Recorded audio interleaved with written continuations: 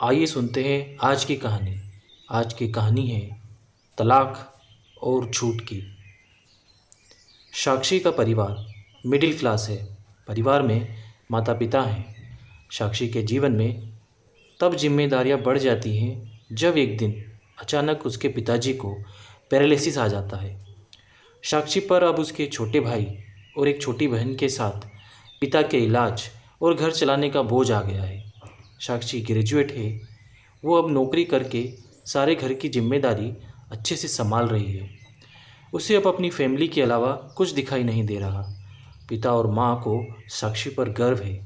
साक्षी ने इस दौरान कई अच्छे रिश्तों को मना कर दिया।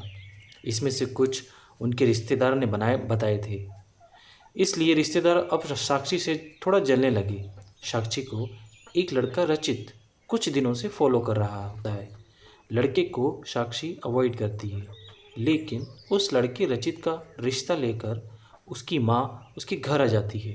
वो लड़का अच्छी पैसे वाली फैमिली से था।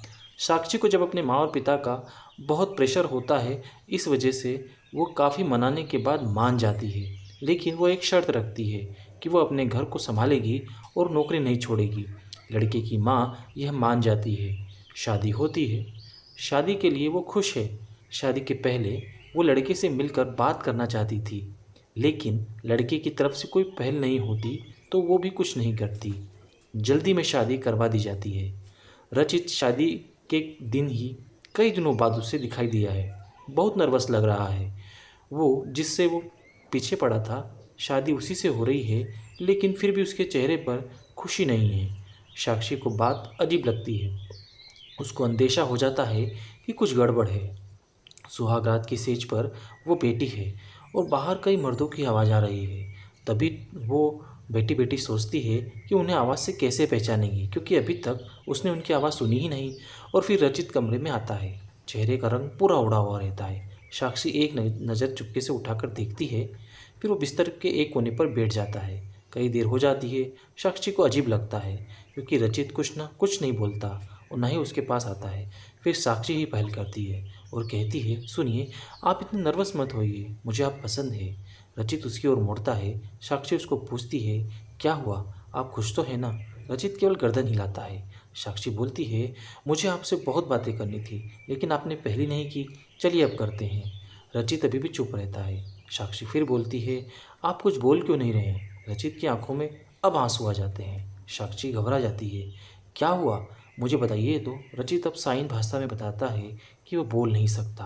साक्षी को धक्का लगता है। वो चुप हो जाती है और रचित से दूर हो जाती है। पहले ही रात उसे पता चल जाता है कि उसके परिवार वालों के साथ धोखा हुआ है, क्योंकि लड़के वालों ने इतनी बड़ी बात छिपाई। उसे धोखा बर्दाश्त नहीं होता। वो अपने घर वापस लौट आती है। उसके परिवार को भी इस बात का पता नहीं होता। परिवार वाले भी ये सुनकर शॉक रह जाते हैं और अपने आप को कोसते हैं कि उन्होंने जल्दी कर दी, पहले पता लगवाना था। साक्षी ने फैसला लिया कि अब वो कोर्ट में बात ले जाएगी। शादी के एक दिन बाद ही बात तलाक तक पहुंच जाती है। साक्षी तलाक की अर्जी देती है। रचित की माँ साक्षी के घर आती है। साक्षी की माँ उसे भला बुरा कहती है। साक्षी उन्हें रोकती है और पूछती है, आपको ज़रूरी नहीं लगा इतनी बड़ी बात हमें बताना? रचित की माँ मुंह नीचे करे चुप रहकर सारी बात सुन रही है। रचित की माँ कहती है कि मैं माँ अपने बेटे का भला ही चाहती हूँ और उसके पिता भी नहीं हैं। वो साक्षी को पसंद करता है, इसलिए वो साक्षी से शादी करना चाहता था। मैंने हिम्मत की बोलने की, मगर मैं कर नहीं पाई। मुझे डर भी लगा, क्योंकि पहली बार उसने कुछ करने करने को कहा। उसने तो मुझे बोला था कि तुम्हें सब बता दूँ, और मैं चाहती भी थी, लेकिन नहीं कर पाई। मैंने रचित को भी झूठ बोला कि तुम मान गई, लेकिन शादी के पहले उसे पता चल गया कि मैंने उसको झूठ बोला है। तब देर हो गई थी, इसलिए वो खुश नहीं था। साक्षी, शायद तुम मुझे समझ पाओ। साक्षी अभी भी गुस्से में है।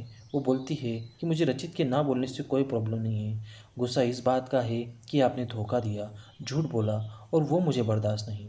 तलाक की अर्जी के बाद रिश्तेदार तो साक्षी और उसके परिवार की इस हालत पर खुश हैं।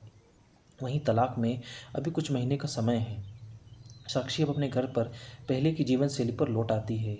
वो जॉब पर जाती है और कुछ दिनों बाद फिर रचित उसे दिखाई देता है। दूर से ही बस वो साक्षी को देखता है। साक्षी के ऑफिस के बाहर वो लगातार आता है। 15 दिनों तक साक्षी उसे अवॉइड करती है। फिर एक दिन उसके पास जाकर बोलती है, अब यह सब करने से कुछ नहीं होगा, और मैं नहीं चाहती कि तुम कुछ नाटक करो, इसलिए यहाँ आना बंद कर दो, समझे। साक्षी की बातें वो सुन रहा है। वो साक्षी को इशारों में कॉफ़ी पीने को कहता है, लेकिन साक्षी वहाँ से चली जाती है। अगले दिन फिर वही रचित खड़ा रहता है। साक्षी उसके पास जाकर कहती है, कॉफ़ी पीकर मेरा पीछा छोड़ दोगे। रचित गर्दन हाँ में हिलाता है। टेबल पर दोनों आमने सामने बैठे हैं। रचित अपने फ़ोन में कुछ मैसेज टाइप करता है। साक्षी उसको भी देख रही है। साक्षी के फ़ोन में मैसेज आता है। रचित का लिखा होता है, sorry but I really love you so much. कोई भी भूलने वाला तुम्हें मुझसे ज़्यादा प्यार नहीं कर सकता। और बात तो झूठी भी हो सक कोई कर सकता है, लेकिन आंखें हमेशा सच बोलती है। अगर एक बार मेरी आंखों में देख लो, फिर तुम्हें जो सही लगे वो करना। साक्षी का सारा गुस्सा मैसेज पढ़ते ही चला गया। वो धीरे से अपनी आंखें उठाकर रचित की आंखों में देखती है, और उसकी आंखों में आंसू निकल आते हैं। वही वो उसको बोलती है, पहले ऐसी बात नहीं लिख सकते थे, मुझे आज तक कभी किसी ने ऐसे नहीं समझाया। वो खड़ी होती है और रचित को बोलती है, चलो मेरा सामान वापस अब तुम्हें उठा कर ले आओगे। रचित उठकर साक्षी को हक करता है। दोस्तों, कैसी लगी आपको ये कहानी? कमेंट कर हमें ज़रूर बताएं, और वीडियो को लाइक ज़रूर करें। चैनल को सब्सक्राइब करें इसी तरह की अच्छी